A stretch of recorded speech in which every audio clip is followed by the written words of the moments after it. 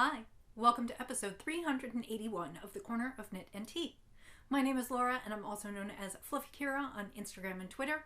I blog over at thecornerofknitandtea.com and that's where this episode and every episode show notes will be.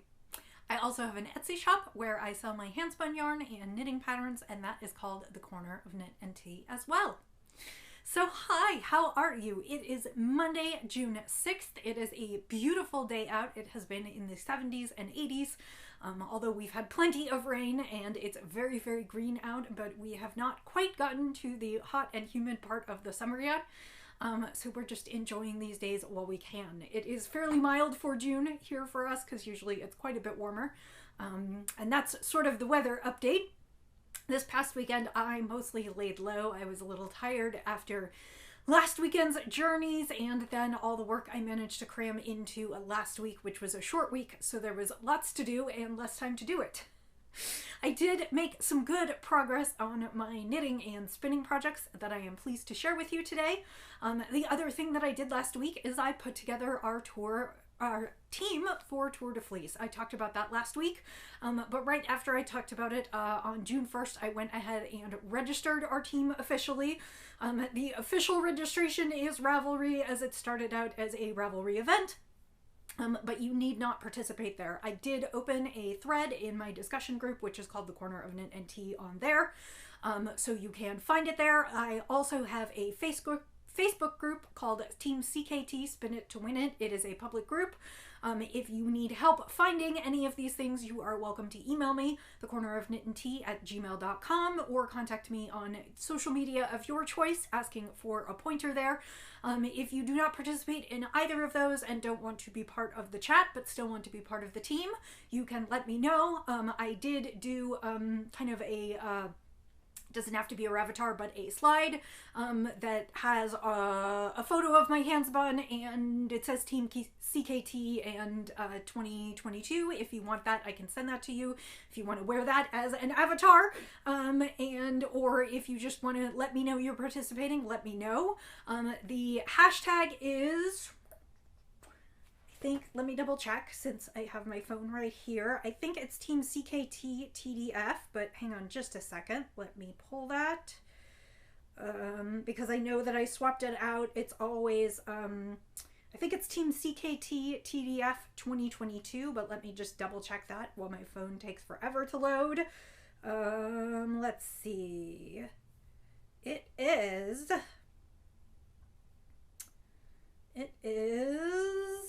scrolling. I know this makes for very boring podcasting. Team CKT 2022. So you can use that hashtag if you're posting on Instagram, if that's where you prefer to join us. Basically, you have your pick of Ravelry, Facebook, or Instagram. If you want to join and share photos and chat and cheer each other along. And I will be participating in all three places because it seems like that is the way that I can get the most number of people involved. And I have said before that I always lean towards getting the maximum number of people to participate. I want to make it easy. I want to make it fun. And there will be some prizes. So get your spins together. The Tour de France runs July 1st through 24th. There are 2 rest days in there and 2 challenge days in there. You can choose to spin those, take those off, whatever you would like. I generally spin all the days of the tour because I'm having fun and why not? But that is up to you. Make as little or as much of it as you will. You'll get out what you put into it. And I just enjoy a lot of time spinning and hanging out with friends. So that's kind of the only announcement I have for this episode. So let's get into the program. I am drinking today lemon pound cake, which is a tea that I picked up a long time ago from David's. A lot of my teas are way past their expiration date. Teas are usually freshest if you drink them within the first 6 months to a year, but for a long time I stashed so many teas I did not have time to do that. So I am still working through years and years of backlog. I actually haven't bought that many teas recently. I'm really just drinking what I already have in my stash. I still like it. I don't think there's anything in it that goes wrong, but the ingredients are not the freshest. Mine are also stored in a cool, dry place, and I don't open them that often, so I'm not really worried about contamination. Anyway, this is lemon pound cake from David's Teas. It is an oolong. I don't know if they still have it. If they do, it will be linked in the show notes. This is oolong, lemongrass, lemon peel, sunflower blossoms, white hibiscus, natural and artificial pound cake, and lemon flavor. And I will say that when I opened it, it reminded me of like iced lemon cookies. It just has that lemon and sugary sweet smell. So I did not add sweetener to this one, but it is an oolong tea, and I'm drinking it in my tentacular mug. And I will put a link to the potter is a pen person, and I am blanking on her Etsy shop right now, but her name is Julia, and I will put a link to her shop in the show notes as well. So that is what I am drinking today. And that is delicious. Seriously, it's just like a slice of lemon pound cake or those iced lemon sugar cookies. It's just delightful. Perfect afternoon blend. So let's talk about the knits. I have progress to show you on some things, and I have one new thing to show you. So first up, the one that has been on the needles longest is the sweater for Roxy. I am knitting my niece a sweater. She will be 9 in the fall, so this is her birthday sweater. I am knitting the 9-10 size of the cinnamon sweater by Elena Nodell. Sadly, the designer passed away a few years ago, but her patterns are still available on Ravelry, and the proceeds benefit her daughter, who was, I believe, under 10 at the time that she passed away, and her husband, so you can continue to purchase them and know that the money goes towards a good cause. The sweater itself is a top-down kind of cardigan coat, and it is worked in DK weight yarn. No, I take it back. It is worked in worsted weight yarn or light worsted, which is what I am using. And it is kind of stylized. It's a long coat. It's got some ribbing detailing, and it's got this big oversized neck. And so I actually have some stuff to show you. The first thing that I will show you is I am knitting this in Dream in Color Classy. So that is this yarn. I still have one of the tags with me. Dream in Color Classy in the colorway Rosy. I believe that's the color. It doesn't... Yeah, Rosy. And it is kind of a pinky orangey mix of colors. In some parts it's really, really pink. In some parts it's almost a little mauve. And in some parts it's got a little bit of orange. I am using 4 skeins, which is a little bit more than the pattern calls for because I am trying to add sleeves to the sweater. My niece lives in Chicago, and so sending her the sweater was originally designed as a short sleeve sweater, but so I love tops and tees for the summer, but I feel like if you're going to knit a sweater in worsted weight, unless you are someone who gets really, really hot and overheated, and you just want a little bit of warmth on your torso, I feel like a sweater without sleeves is just silly, and it gets really cold in Chicago, so I am adding sleeves to my sweater. I made a little progress on the body this week, but the big thing that I did is I actually abandoned the body to start some of the other bits, including that big gorgeous collar. So let me see if I can get this in order to show you. But this is where the sweater stands now. It's got this really gorgeous, really tall ribbed collar, and it has some buttonholes in it for some big chunky buttons. So it can be buttoned up, or you can kind of fold it down and it ends up looking a little bit like a shawl collar. So I finished that this week. I'm also now down to I think about 8 or 9 inches on the body, so I didn't put a marker in, but you can see I have gotten further along. What motivated me to stop and go back to the top is that so I had sort of decided that I was going, well, okay, this is a long kind of sweater coat. The body itself for the size that I'm knitting is a total of between 16 and 16 and a half inches long. So that makes it really long on a little person because 16 inches is how to get myself a hip length sweater. So I really wanted to, because I am doing long sleeves, I am willing to sacrifice a little bit of the body length for the sleeves. I also had sort of decided that I was going to omit the pockets because I wanted to use all my leftover yarn on the sleeves. So I got to the point in the body where it is almost time to put in the pockets, and I was discussing with my knitting group that I was going to skip the pockets, and all of them said, how could you skip pockets? You know, girls need pockets.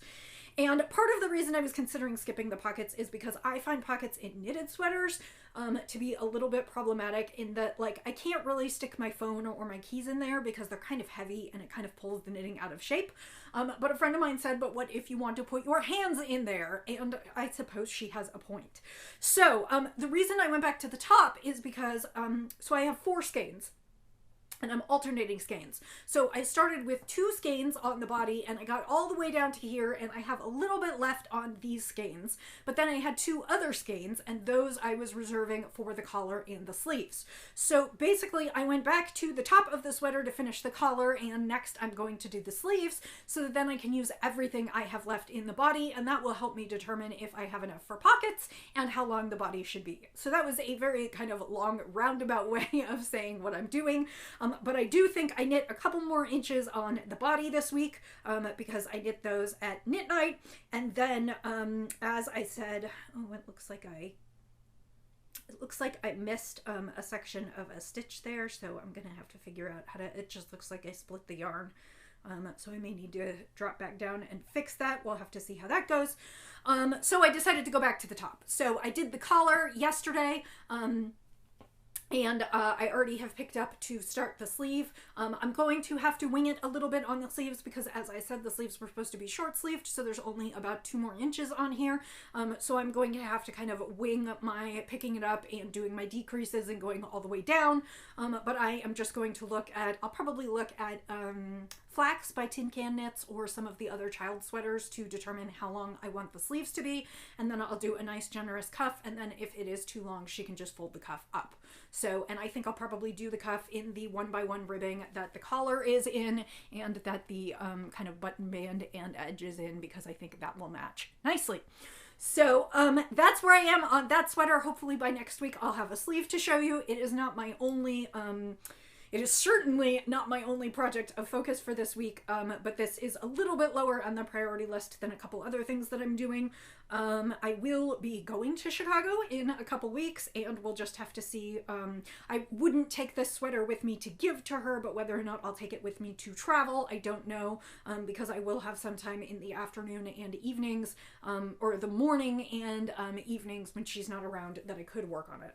So I am making slow progress, but progress nonetheless, and my hope is that I can finish this. Actually, if I could finish it before I leave, which is in just about 2 weeks, I would love to. If I can't, then I will finish it when I get home.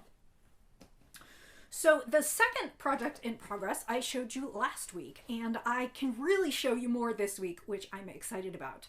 I am knitting as a sample for Zen Yarn Garden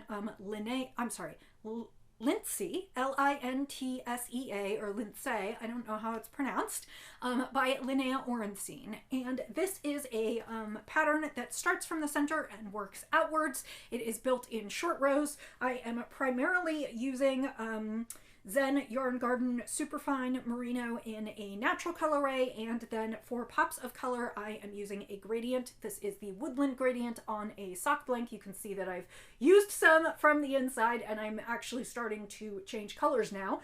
But I can actually show you something because it was a circle kind of all wrapped. I was knitting in a circular pattern for the center, and it was kind of all crunched up on the needles, and it was really hard to show you, but I got to the point where now I have finished the center circle and I'm moving out to do the wings of the shawl. And basically what I did is I put half the stitches on hold and I used some TKB tubing that's from the Knitting Barber, and I am really pleased with it. I'll tell you a little bit about that in just a second, but then I put the wing that I am working on a needle so I can continue working it. So without further ado, here is my Lintsea. So as you can see, the center of the pattern is a circular motif. Lintsea is, and I really need to go look. I can't remember whether it's Swiss or Dutch or precisely what it is, but it is the word for laurel leaves in the language of the designer, and so that is what the pattern is. So as you can see at the center, I used kind of the green, and then as you can see, we're moving out towards green and brown, and you can see that once I got into, we've got lots more brown as I got into the first part of the wing. So the wings will come out from the shawl kind of leaning up, and actually this might be, I think this actually might be the bottom. I think it might be like this because I suspect that the larger part of the circle that's open will be kind of on the bottom. So this is kind of what it looks like. And now I am working on the first wing, and I hope by the next time I talk to you to have the first wing completed and be working on the second wing. If I could finish this before I leave for Chicago as well, which is basically 2 weeks, I would love to. So just a note about this tubing. This is a silicone tube, and it is produced by the Knitting Barber. And I sort of refer to it as try-it-on tubing, but I don't think that's what this product is called. I think that's technically a different product. The deal is that they have these tiny little silicone tubes, and in the kit you get 3 tubes. They come in this really cute little case. I'm sorry I didn't bring it. It's just a little screw circular case. It's about this big, and there are 3 cables in there, and in each set. And the cables are one 60-inch cable and then 2 30-inch cables. And so the tubing is basically so you can put something on hold, and theoretically, so if you are knitting a sweater or something else, you can put those stitches on hold and go ahead and try on your object without having to move it to another needle. The benefit of the tubing is that it has a hole in the end, and because it is silicone, it is very malleable and does stretch a little bit. And you can take the silicone tubing and attach it to the point of your needle thusly and, kind of just squish it on.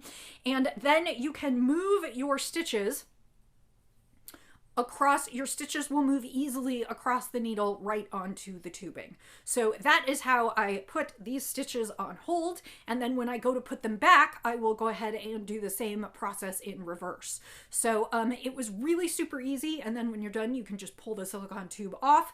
It means that you don't have to use end caps, you don't have to use cables, you don't have to switch it to a different set of needles and worry about which needles you're picking up on.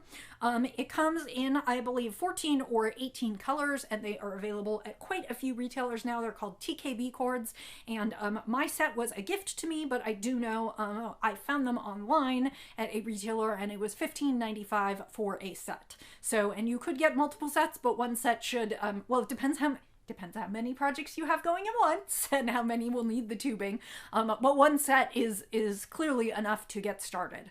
So I used the 60-inch just because I wasn't really sure how large the circumference was going to be, and I was afraid that the 30-inch would be too small. I probably could have used the 30-inch, but now I have this on a big long tube, and I have plenty of the ends sticking out here, so I don't have to worry that my shawl is going to come off. The silicone is also, it's pretty smooth to slide over, but it's also not as slippery as a spare needle, so I am not worried about my stitches coming off. They're kind of held on there pretty well. So again, this is Lindsay by Linnea Orenstein, and as I said, I am using Zen Yarn Garden Yarns, and this is the next sample. I will say the only thing that I am having problems with in this pattern is I am having a few tension issues. The pattern is meant to be done in short rows, and so there's lots of short row shaping, wraps and turns, and other things, and I am finding that in certain sections my stitches are a little bigger than others, so I have sections where I feel like they really could use some evening out, and I haven't quite decided how to block this yet. Honestly, because it's garter stitch, I would be most likely to steam it, just steam it a little bit with an iron or a steamer, and that is probably what I will do, but I can't decide if I should give it a full wet block and hope that some of these stitches kind of even out, because they do leave kind of some unsightly holes.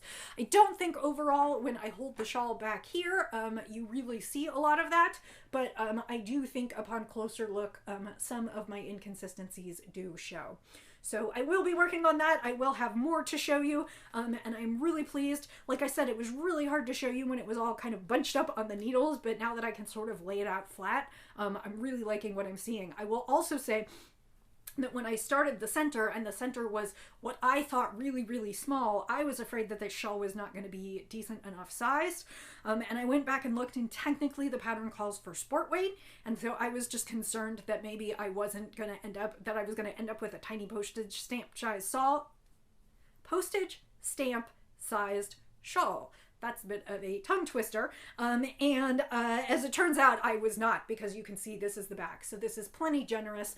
This is as deep as it will go, but then, like I said, it has wings on the side that have quite a few motif repeats, and will just be really, really nice. I think this is going to be a really nice shawl for summer or even early fall.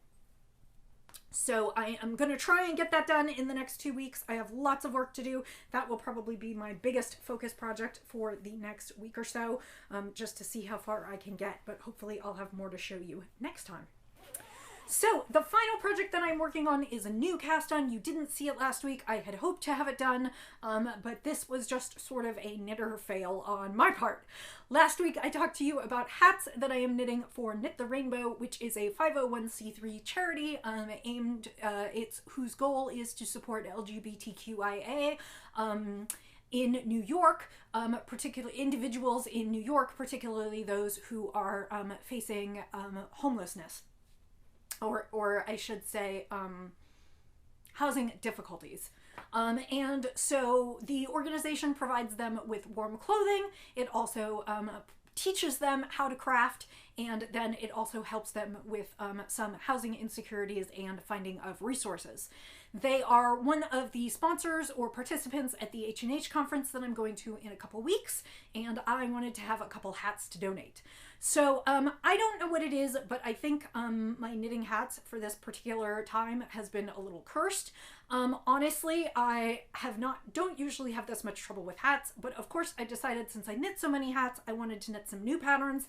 I downloaded some new patterns. I didn't swatch because I don't always follow my own advice, and I have had endless trouble getting a hat that I like at a good gauge, that I can count correctly, so I actually have been through multiple hat patterns and designs before I settled on one that I have knit before, because I knew it would work. So last night I started, or 2 nights ago I started, and it is not finished. I had hoped it would be finished, but it's not. I started a hat that I have knit before, which is the Painting Honeycombs hat by Stephen West of West Knits. And this is part of his Painting Honeycombs collection. You have seen me knit blankets. You've also seen me knit this particular hat before, although not in these colors. And it has a really long brim so that it can be doubled over, and actually I didn't even knit the full length, but I knit about 4 inches and decided that would be enough. And then it has this honeycomb section where you can use contrasting colors, or in my case I'm just using one color. So the yarn that I am using for this I have shown you before. It is no, it is not. It is Neighborhood Fiber Company Studio DK. Let's try this again. Neighborhood Fiber Co. Studio DK. The blue is in Washington Square, I believe. Let's see. Does it not say? Yeah, sorry, Washington Circle. And the green is in Bel Air. I knit a cabled hat out of the green, so I just have a little bit left, and I am using that as my contrast color. So these are the two. I thought they would go nicely together. I had initially intended to knit a hat out of the blue and then maybe do something with the leftovers. Yeah. So this is my hat. I plan to finish this week, and then my only question to myself is whether I have more yarn, which I do, and enough to knit another hat before I go. And I don't know, but I will, in all likelihood, I will have time to knit another hat, and in all likelihood, I'll just pack that to go with me, and I will probably knit it over the first few days that I spend with my sister. It will give me a good project to sort of just chill out, and one more hat to donate. Again, my focus is really going to be that shawl, and I'd really like to get cranking on Roxy's sweater. So 2 hats is where I'm going to be at. I will definitely finish this one this week. But then the question of whether I will start a third one, I really wanted to have 3 to take, but we'll see. So that's kind of where I'm at right now.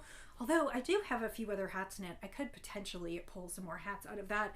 I will say that I'm trying to knit these hats in more like adult sizes. A lot of the hats that I knit in kid sizes because I'm donating them to kind of elementary school age charities. So I don't know how many of my hats will actually be okay to donate. I do know that I have tons of yarn. I don't have to discuss this. I have tons and tons of yarn. So, and I really, really like this hat. I will say this is a hat that is great for leftovers because you can use one solid color and then you can just use little bits of colors in these little honeycomb windows. So, I do have other ideas about other hats. I have a couple skeins of Barocco Vintage, I think, which is a 50% wool, 50% acrylic. And I realized that I could use those with lots of my little leftover balls of super bright colors, and those would be super fun. So, and I think if I have enough, I have this ball, and then I also have one more tiny ball. And if I have enough, I will put a pom-pom on this one. I did not put a pom-pom on the last one because I thought it was kind of enough on its own, but I think this one would be super cute with a big pom-pom. So that is the third project that I'm working on. I hope to have tons of progress and maybe even a completion on this one by the next time I see you, because I would really like to be moving through things. I also have been working on chickens, and so there is lots and lots of crafting going on here. I'm going to take a quick sip of tea and then we can talk about spinning, and then I will be done for the day.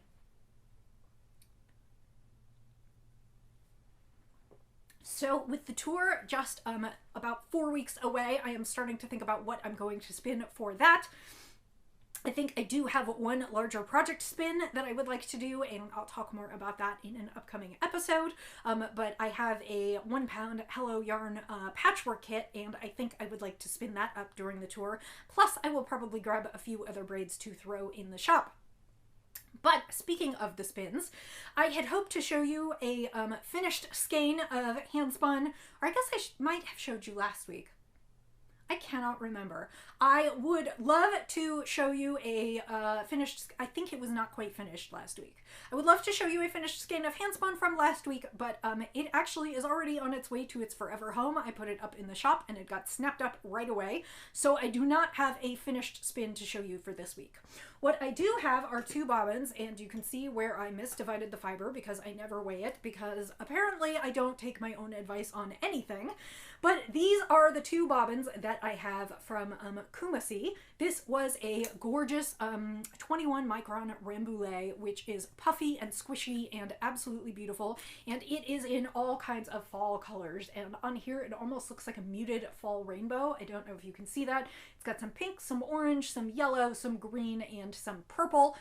It's kind of missing a blue, but the green could almost be a little bit of, well, I guess, no, it's a forest green. But to me, that almost looks like a muted rainbow right there. And I am excited that I finished the second bobbin last night, so my plan is to ply these actually maybe when I'm done with this podcast, because I have a couple more hours until I need to do anything, and I got up super early today and managed to finish my work. The bobbins are uneven, so I will have to do probably some jockeying at the end to make sure that I get them correct. But this will be finished this week and we'll head into the shop if you're looking for some gorgeous fall colors. It reminds me of Halloween and pumpkins and pumpkin patches. Which means it was time to pick another braid, and I went through some of the things that have come in recently, and I ended up pulling a special order that Hello Yarn did last month, and it is called, no, it's not last month, it was probably in March. It was called All Bark No Bite, and it was a colorway that she sort of dyed kind of as a one-off or as a test, and then offered it as a pre-order for people. She does that sometimes, and this is All Bark No Bite, and it is on Rambouillet as well. And so it is fluffy, and it honestly reminds me of summer. It is oranges and yellows, which makes me think of summer popsicles and the beach, and then it is blues and a little bit of green, and that makes me think of, like these pale blues make me think of the ocean. So I kind of feel like this is sun and the summer and sand, and that makes me really excited because the weather is getting warm. This is not my usual color range, so I'm interested to see how it spins and plies up,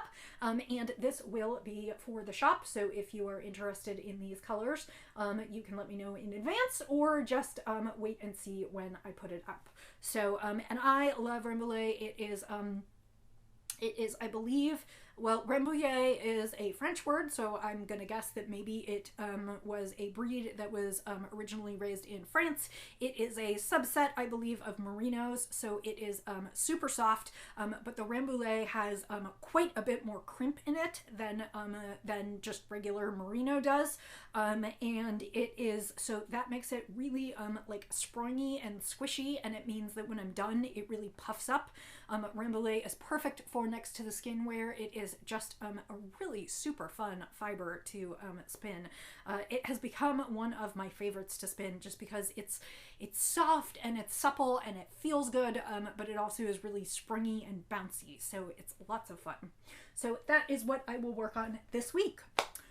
So I think that's it. I hope that you are doing well wherever you are, and looking forward to summer. I guess if you are in the southern hemisphere, it is about to go into winter for you, which is my favorite wool season. So how can we complain? But I hope that you are enjoying the weather wherever you are and being able to make the most of the season. I hope that you are healthy and that you are finding projects to settle into. And I will say, as I always do, until I see you next time, happy knitting, happy spinning, happy sipping, and I'll see you next week. Bye!